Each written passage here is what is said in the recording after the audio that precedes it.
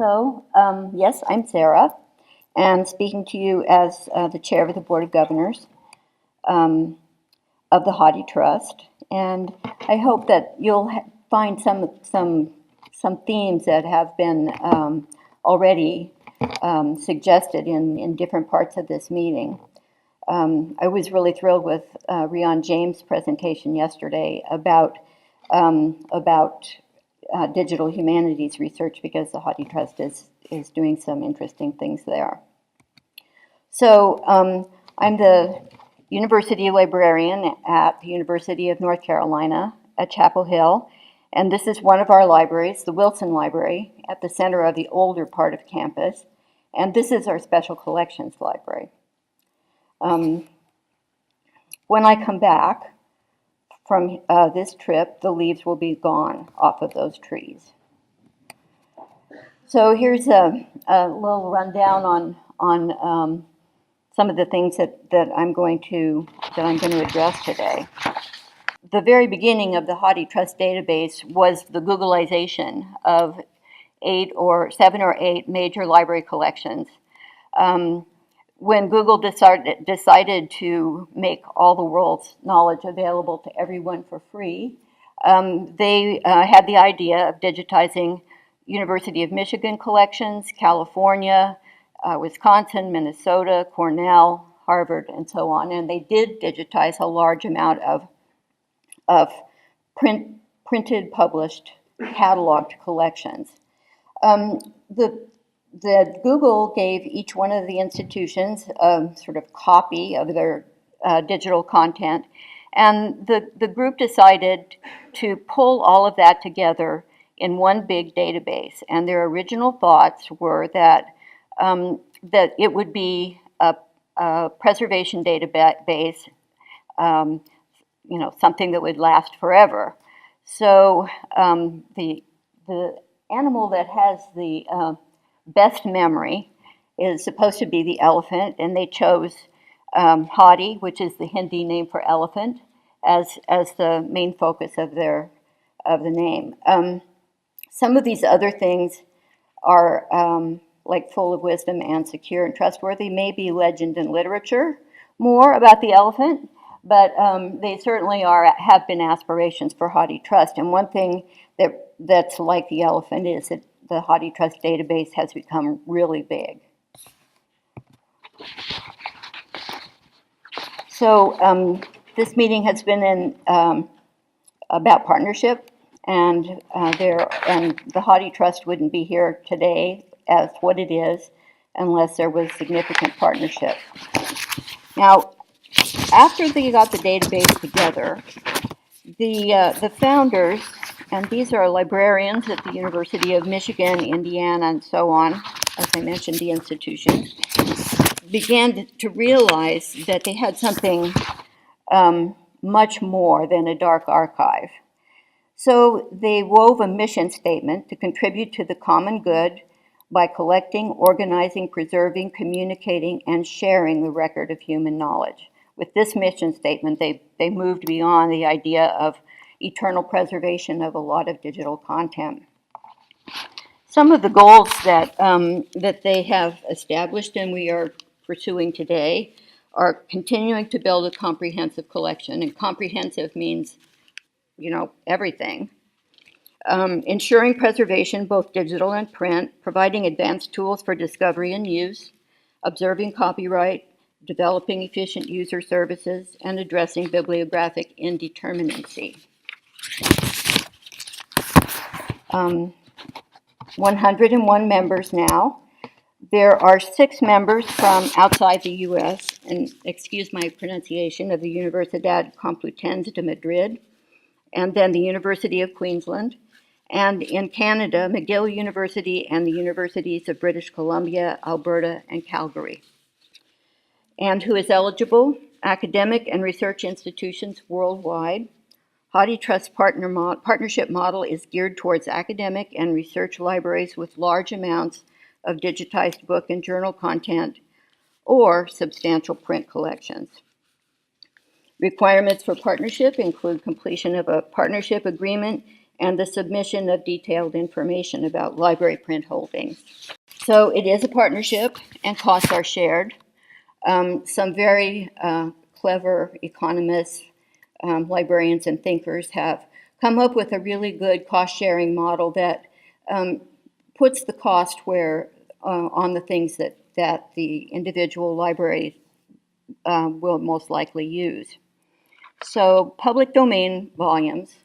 Every library reports the number of public domain volumes that it has, and partners get charged for each one of those volumes to cover infrastructure. And then a further infrastructure charge is in copyright volumes that you have in your own library collection. The current infrastructure per volume cost is 17 cents per volume per year.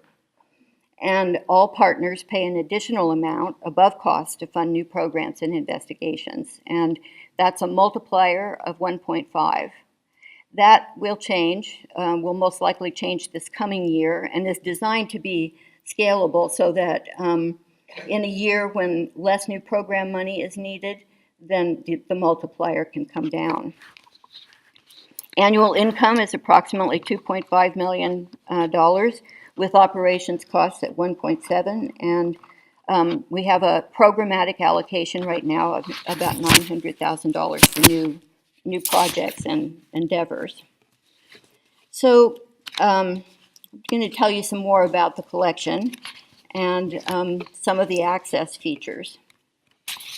This is the main search page, and you can see in the bottom 3 blocks the main services: browsing, reading books online, reading books on the go.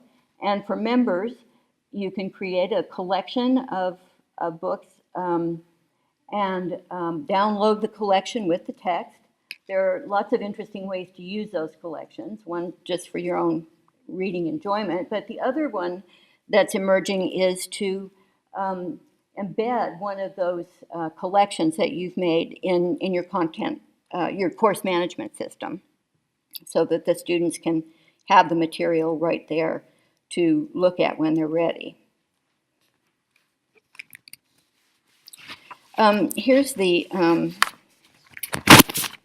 results page, and Jeremy York did this slide. He has note that up there on the top, he puts the results at 12.5 million volumes, just a little bit of volume count humor. And so here's the collection. The collection grows, 12.5 million volumes now. It started out around 7 to 8 million volumes by library partners adding additional materials. So in 2014, the collection has grown by 800,000 volumes, with partner members giving digital content.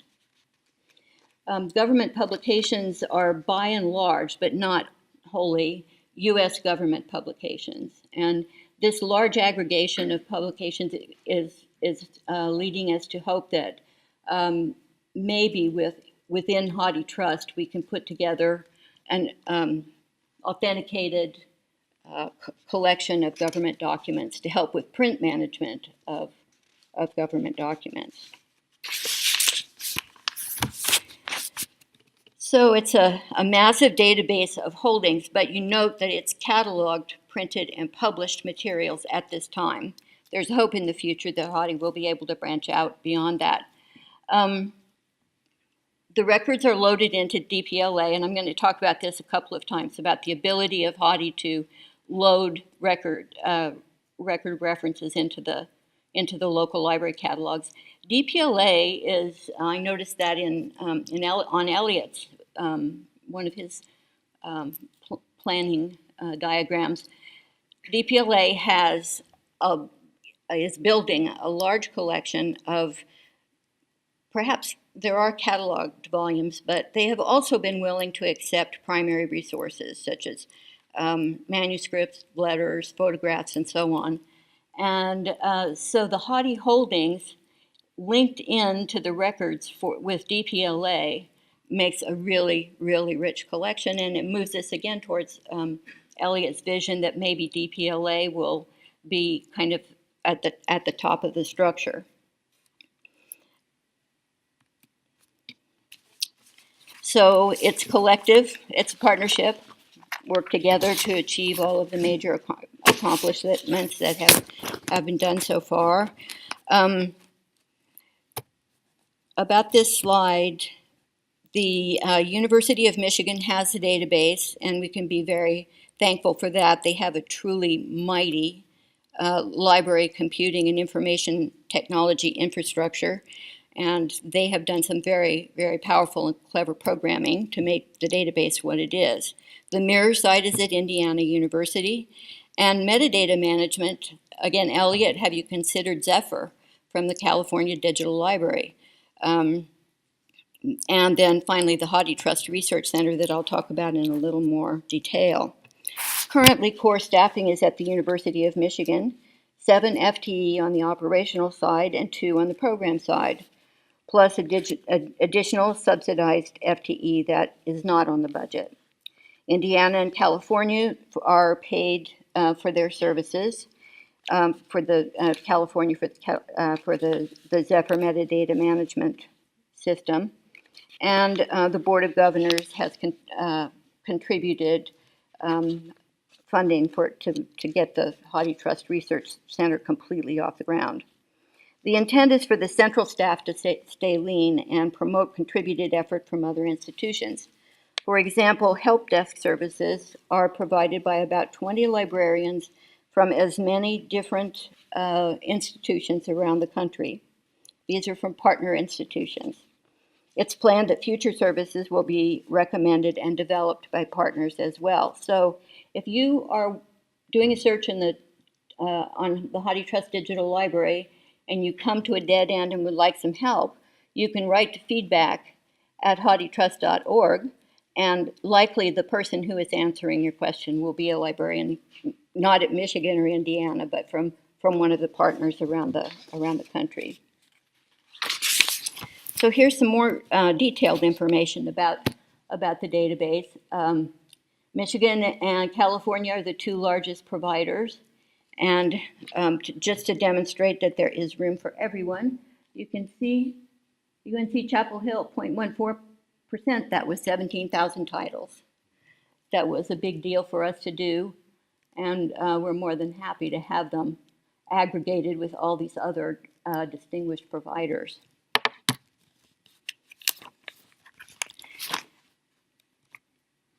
So the dates slide is pretty interesting. So you can see that publication.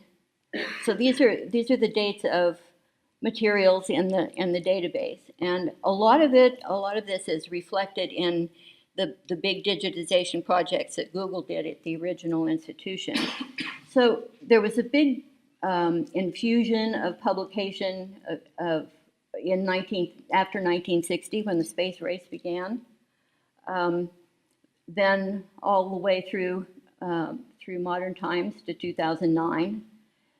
There is, each decade before 1960 is about 4% of the database, and there is an interesting lack of materials before 1800. See it up here on the right-hand side, just small amounts. And this is something that the HathiTrust Collection Development Committee, a group of partners who are going to consider various possibilities for growing the collection, might consider doing that, working on a project before 1800. And we were thinking maybe the UK would like to help with that.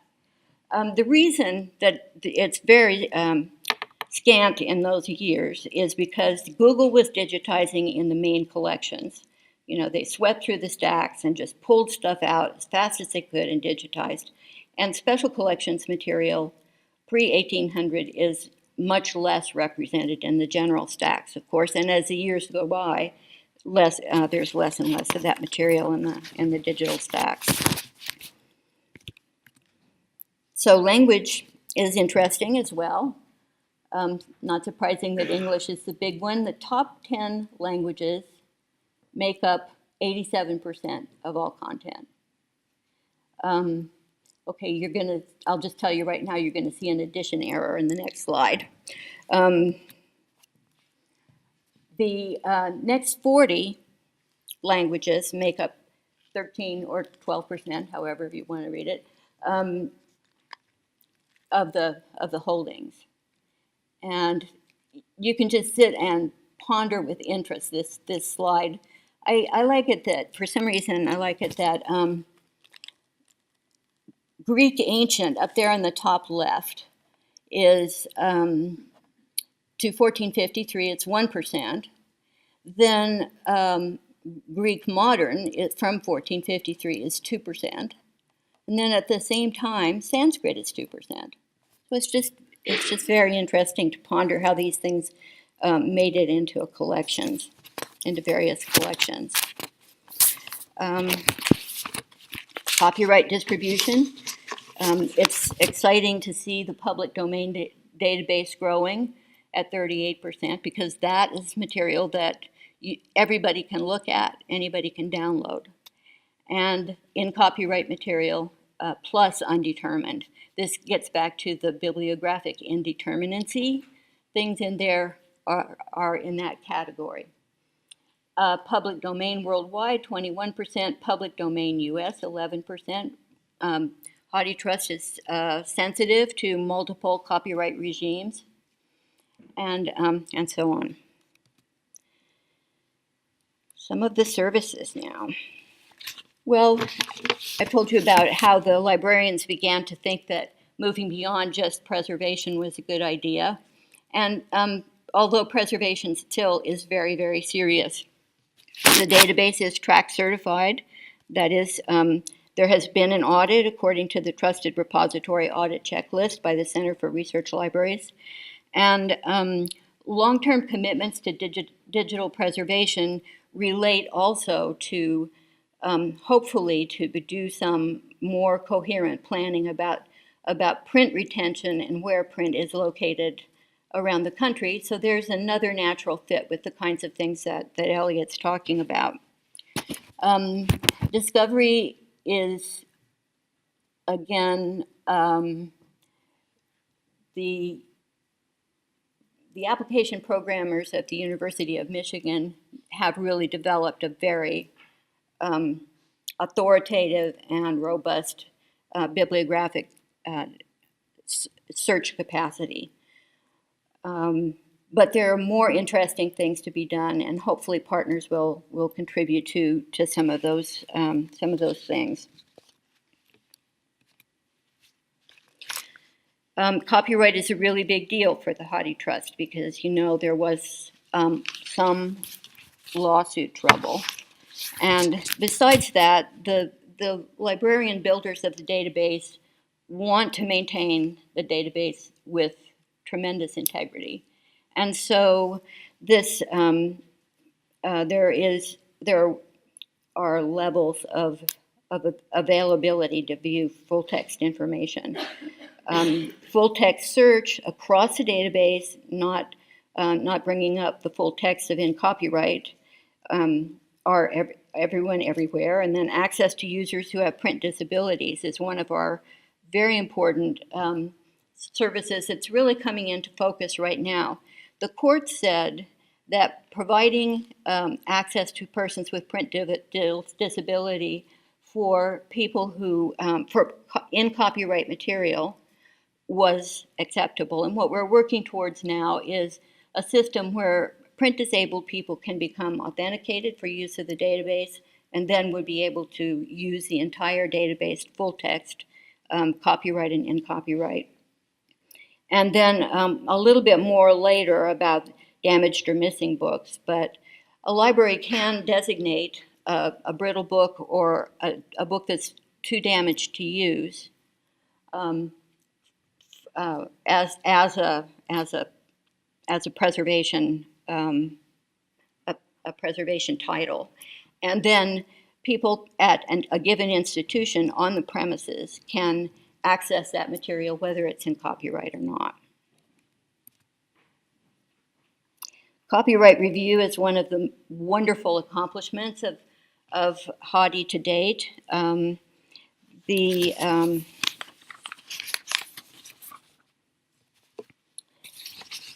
system has included approximately 20 different institutions contributing staff time to undertaking copyright reviews. The University of Michigan has been operating the copyright review management system for several years, and we refer to it as CRMS. Briefly, this is a double-blind process with review by an expert. Up to 3 people will review a candidate item, inspecting it to see if it matches the bibliographic record, then investigates various authority records, the records of the U.S. Copyright Office, and they've begun to collect a number of sources that include foreign references. Moving beyond English language materials is not impossible, but would require a different set of partners.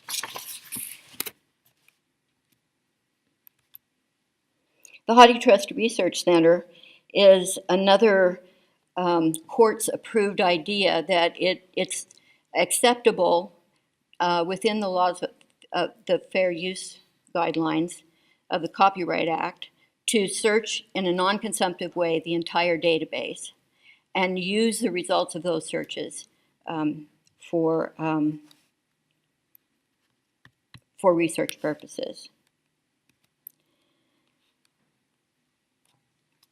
The staff at Indiana and Illinois, they are professors in the schools of library and information science at those 2 institutions, are beginning to build a group of staff who can work with a researcher, long distance or on site, to construct a work set of the database, and then to search it to find numbers of titles, numbers of uses of certain words, and so on. And this is where I was thinking that there's a lot of relationship with Jan's presentation yesterday.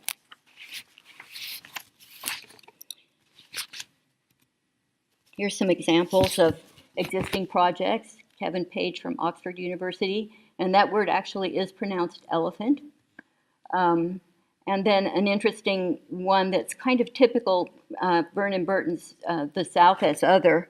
That's sort of typical of the kinds of things that our digital humanities people are doing, is searching for vocabulary over time and drawing conclusions about changes in attitudes or culture. So here is overall benefits of libraries and overall benefits for libraries. I think that in every area here, our own library is benefiting, and I think continued growth of the partnership will continue to grow these benefits. This is the Davis Library at UNC-Chapel Hill. It is the main working collection for humanities and social sciences, has technical services and so on. And that brings me to benefits for UNC-Chapel Hill. We are thrilled to be partners. We're not a wealthy library, but we have some margin for different investments and partnerships, and we very intentionally and specifically wanted to invest in just the kinds of activities that the HathiTrust is doing. Preservation solution for UNC digitized books, we don't have to worry. It's a lot. It's been a big effort for us to digitize the materials that we have, and we know that we have those in a good preservation situation. It provides our users additional holdings so that whatever we don't have in that big digital database of public domain materials is just there, full text for anybody to use on our campus. I'm going to show you the live link concept in our records. And there are new tools emerging, ideas for new tools emerging all the time that will benefit our users. And I've briefly touched on digital humanities scholars and benefits that the HTRC will have for us. So here's our catalog record with HathiTrust links in it. Look at the bottom of the holdings. We have 2 copies of this particular work. It's an 1883 work that is in the public domain. and neither copy is available for anyone to check out. The first one is a designated brittle title, and the second one is in the rare book collection. However, by putting the Hati holding in the record, that's a live link, and the user can click on that and obtain the full text for downloading or whatever they want to do with it right there. And then you know how researchers do, they look at the online stuff and then go to see the original when they need to. So that's it. Large-scale digital preservation and access for the public good. Do you have